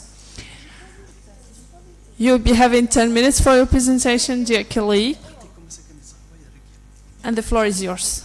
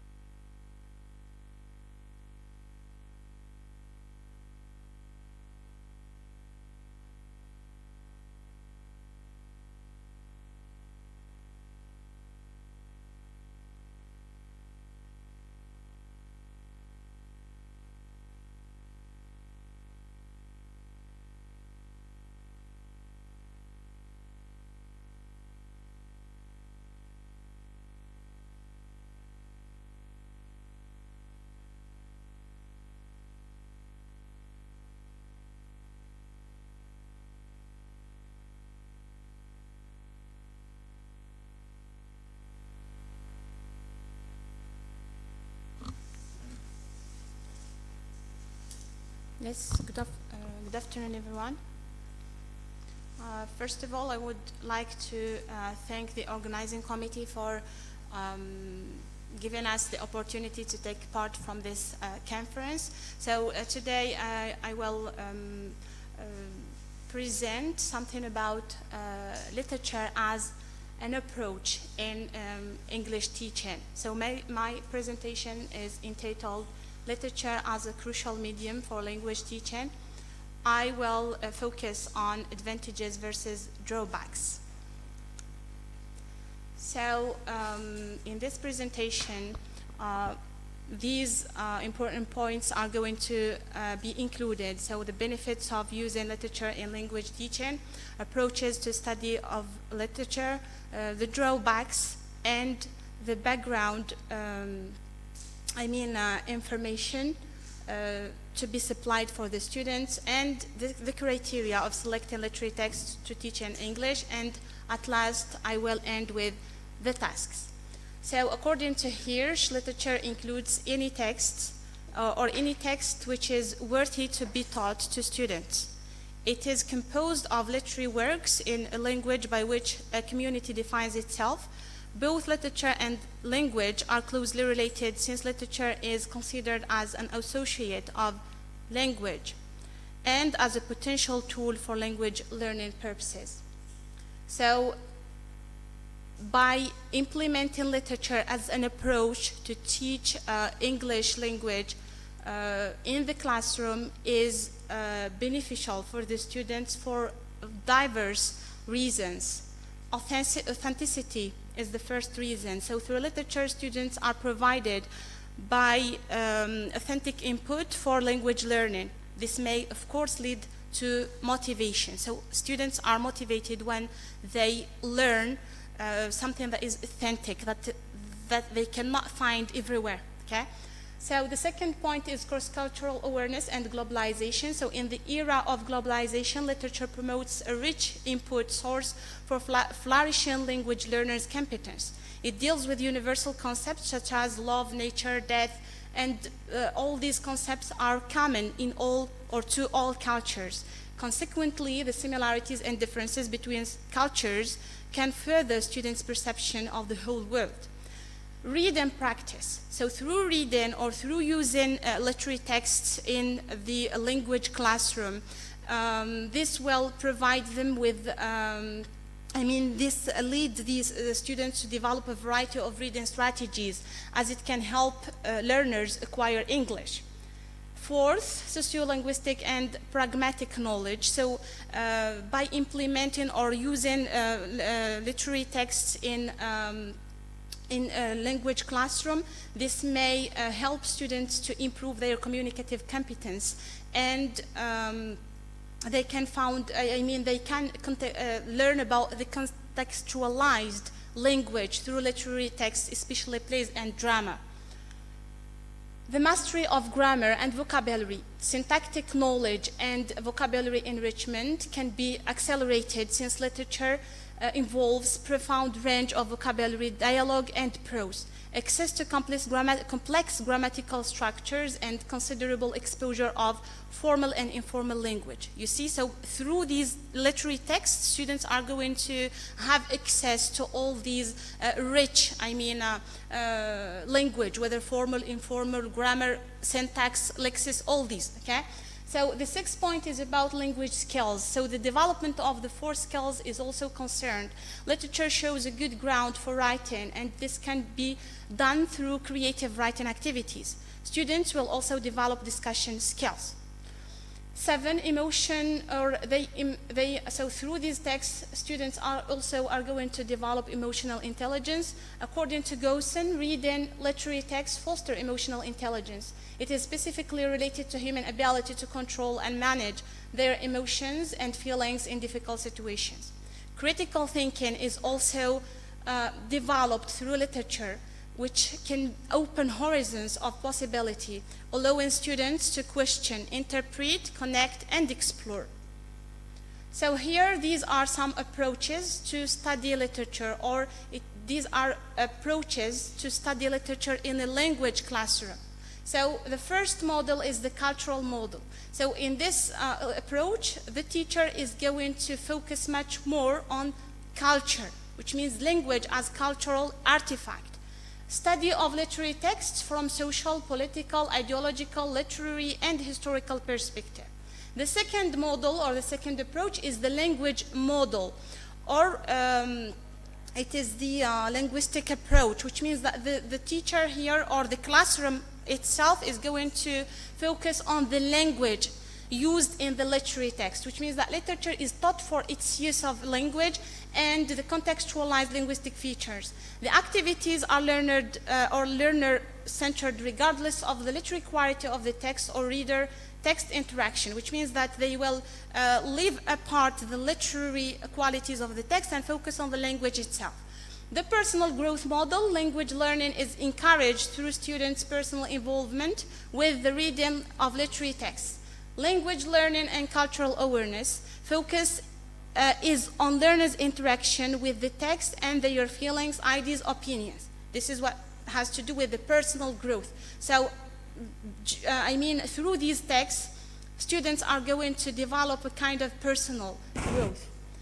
Here we move to say something about the drawbacks. So due to the syntactic and lexical and semantic complexities or complexity of these literary texts, literature is thought to be able to do little or nothing to help students to become competent users of the target language. Moreover, if the text is difficult linguistically, students may rely on the teacher's interpretations. And familiarity with certain literary genres and conventions might bring about some problems. Literature has little to serve the needs of learners in academic settings. The dilemma about which culture to present, whether the L1 culture or the L2 culture. Therefore, the background information to be supplied in this approach is imperative, which means that before giving these students a text or a passage of literary passage, we have to, we have to make them know or be aware about all these. For example, the biographical, historical, mythological, philosophical, political, religious ideas, places, and objects that referred in the text, the genre of the text, whether it is drama, poetry, fairy tales, or short story, relationship between the text studied in the classroom and the literary period or the movement in which it was written or it is written, historical, political, or social background against which the text was written. So these, in order to, to overcome the let's say the drawbacks mentioned before. So these are some criteria for selecting literary texts to teach English. When selecting a literary text to be utilized in language classroom, the needs, motivation, interests, cultural background, and language level of the students should be considered.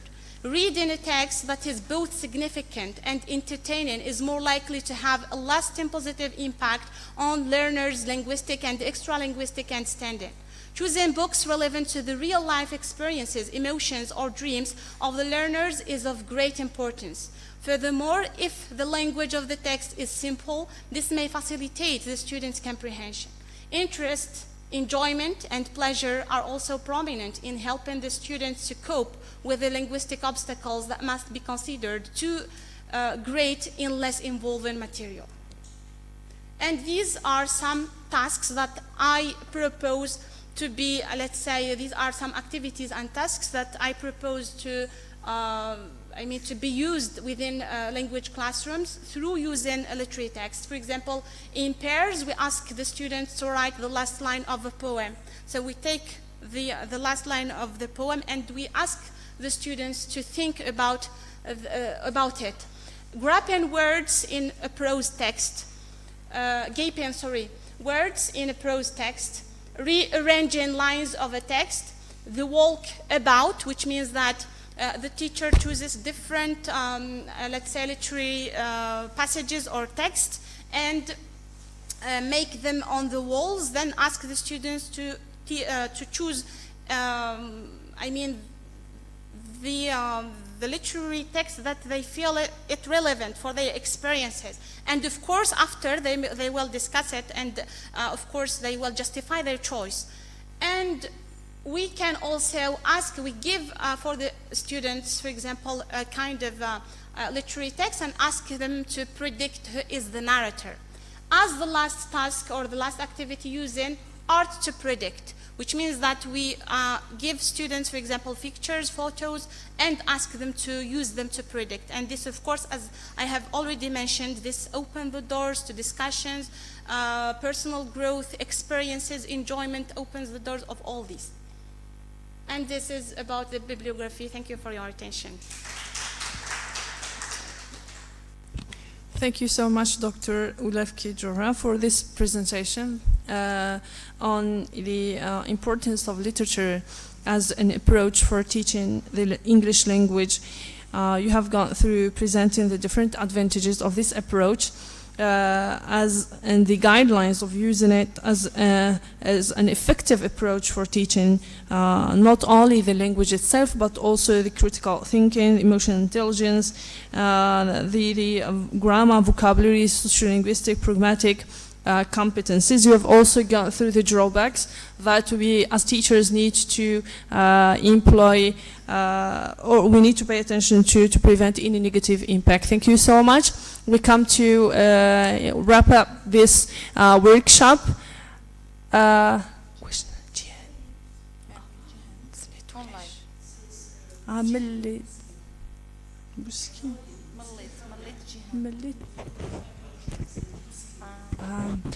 So,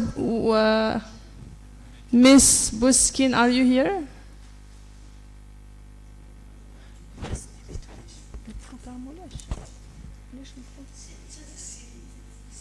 La deuxième, elle a présenté. Elle a présenté. Ah, c'est la deuxième présence. Elle a présenté, mais elle dit rien. So we wrap up the presentations. We move to the question and answer and the debate. If anyone is having a question for the speakers of this workshop, your questions are welcome. Yes, please.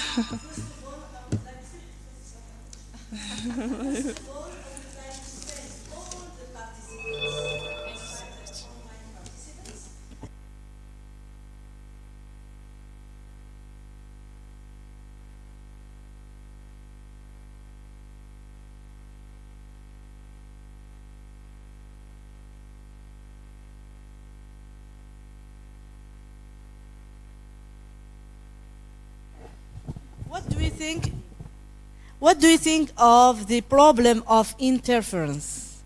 Yes, the problem of interference, because when you shift from one language to the other, sometimes you may find yourself with another problem, which is the problem of interference.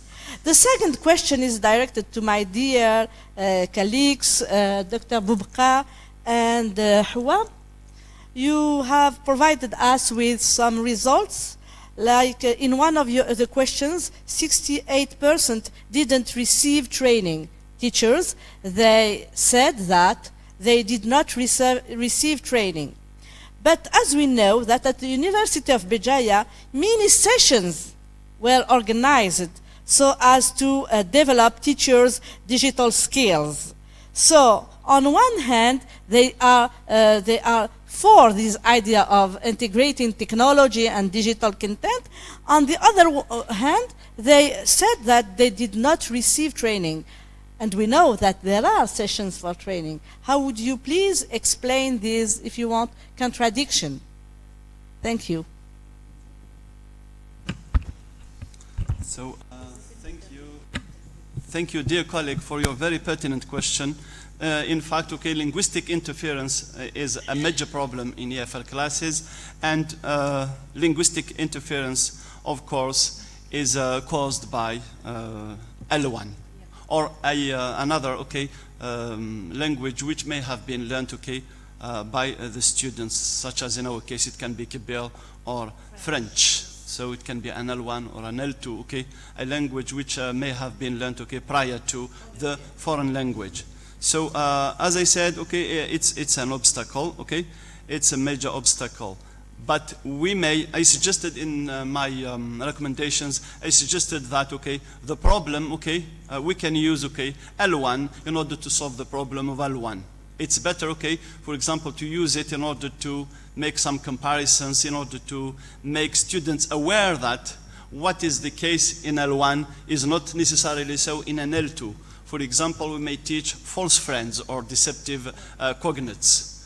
But then you're right, because if L1 is used, okay, with exaggeration, okay, it may encourage, okay, more negative interference. That's why I am very cautious and I only recommend a healthy use of L1. Thank you very much. Thank you.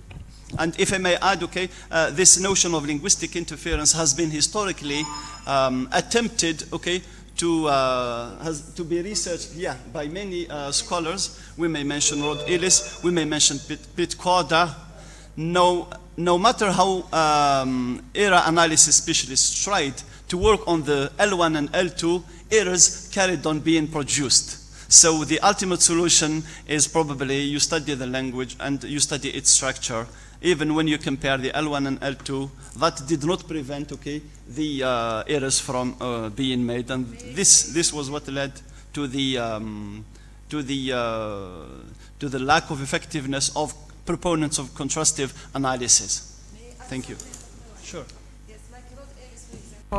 He said that even we have in linguistic interference negative interference, but we have also positive interference, where L1 helps in the learning of L2, yes. So we have to take this into consideration also. Thank you. And if I may add one last example, there are many people who think that when there are more similarities between L1 and L2, that could serve, okay, that could assist acquisition.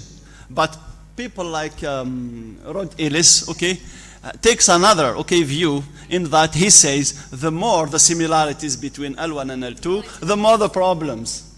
And to picture this in life, it's like when you see someone, okay, at a distance who looks like someone you know. You may think that it's the guy, and you may just shout and you may say, so sorry, you just look like him. So similarities confuse rather than help. Thank you. So I'm going to answer your question, dear colleague.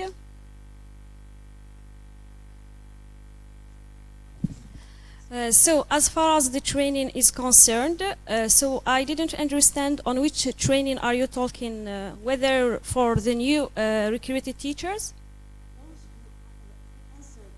Mm-hmm. Yes. Didn't receive. Yes. The University of Virginia organized sessions. Even if for us, as we were not concerned with the training when we started our career, there was no training. But there were other sessions where we were invited to attend this sessions in order to, if you want, show us how to use this. I think only permanent teachers were concerned, because I have been teaching since in the Department of English since 2016, and I have never heard about this training for part-time teacher. That's why in the recommendations I have insisted on this point, on including part-time teachers in the training, especially in our department. The majority of the teachers are part-time teachers. So that's why the big majority said they didn't receive any formal training. Thank you very much. Thank you so much. I guess I have a question for Dr. Iman Tiaiba, if you are here. Yes, I'm listening. I would say you have emphasized on the importance of a course which is based on the needs of nursing trainees at the vocational school. I see that this is very important, but I would like to ask about the negative impact of this course on these nurses when starting working at the Algerian hospitals. You know, when we develop this habit of learning in English, etc., when we come to the hospitals, the patients and the parents, etc., the family of the patients, etc., the nurses would develop these problems and issues, or there are these issues that will arise when communicating with these people, especially that they have received their education in English. I don't know whether my question is clear. So my question is, if you are studying in English, then when you come to work in the hospitals where the people are talking in Arabic or in Berber or in French, etc., when you come to explain the situation of the patient, etc., to the family, to the patient, etc., would you as a nurse face a problem in this case? Actually, the study was conducted in response to the new demands of the global demands and to the new policy of the Algerian ministry. When we conducted the study in this vocational school, we wanted to see whether an English course, a course in ESP exists or not. And surprisingly, it doesn't exist. And I mentioned in the gap that it doesn't exist, though now English for nursing purposes is very important. So in order to follow the policy initiated by the ministry to enlarge or to spread the use of English in all sectors, we want to take the initiative to find to set the direction for a course by starting analyzing the needs of the trainees in order to suggest a course. So this is just a first step, because we have a future project to study it with the national institute, with other national institutions, to suggest syllabus for nurses. And we have presented already some synergies and some cases why it is important to promote the use of English for nursing purposes. I hope I have answered your question.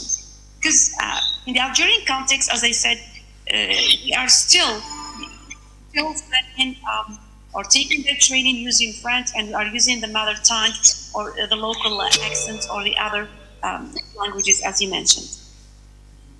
Well, yes, I have understood this, but my recommendation is that in this research should include a recommendation for solving this issue. I think Dr. Wali would like to add a word about this. Yes, I've got a question for Dr. Tiabi as well. So my question has to do with the needs analysis that you carried out, okay, at the vocational school, okay, for nurses. That is it. So my question is, okay, what is the situation of their needs, in particular the PSA and the TSA needs? I mean, okay, did you find that, okay, the students were lacking in terms of, okay, general English as well as specific English? And which one of these do you think they are more in need of? And what's your take as to the possible clash between general English needs and their target situation needs? I hope my question is clear. To the colleague that started before you, there was no existing course in English at all in this school. So the study was meant as a first step whether students in that school are ready for an English course, and they have demonstrated readiness for implementing such a course. Sorry, you mean a course which will... So we wanted to check whether those schools are following the instruction of the Ministry of prevailing or using English as a medium of instruction, or spreading the use of English in those schools. And actually, we found that there are no existing courses at all.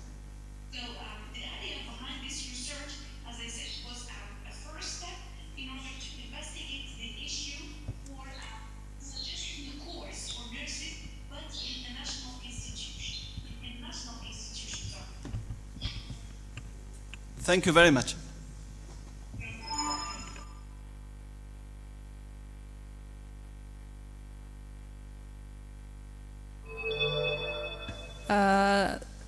I think I have a comment also for Dr. Bubka and Mrs. Larbes Hawa.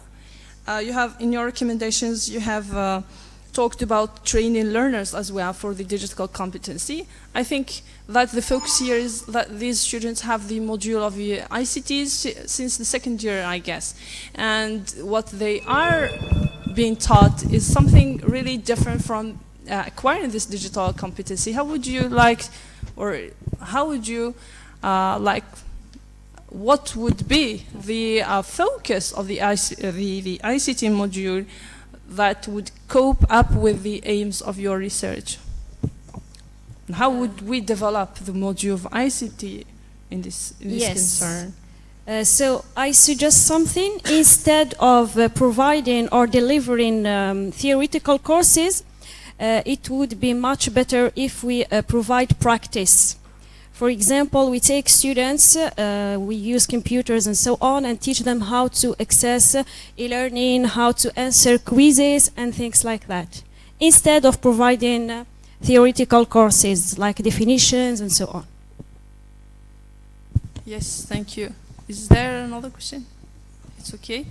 So we come to the end of this workshop. Thank you for all the participants. Thank you for the audience. And thank you for the organizing committee and for this making this event possible. Thank you so much.